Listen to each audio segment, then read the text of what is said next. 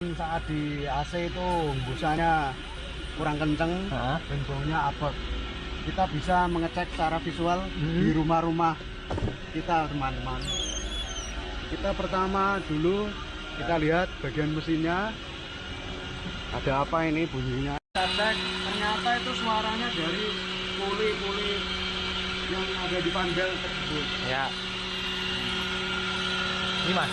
Nah, untuk mengetahuinya nanti kita bisa bawa ke bengkel atau dibuka sendiri ya, dengan membuka baut penyetel panbel ini ya, dibuka baut 14, 12 dan 12-nya ini.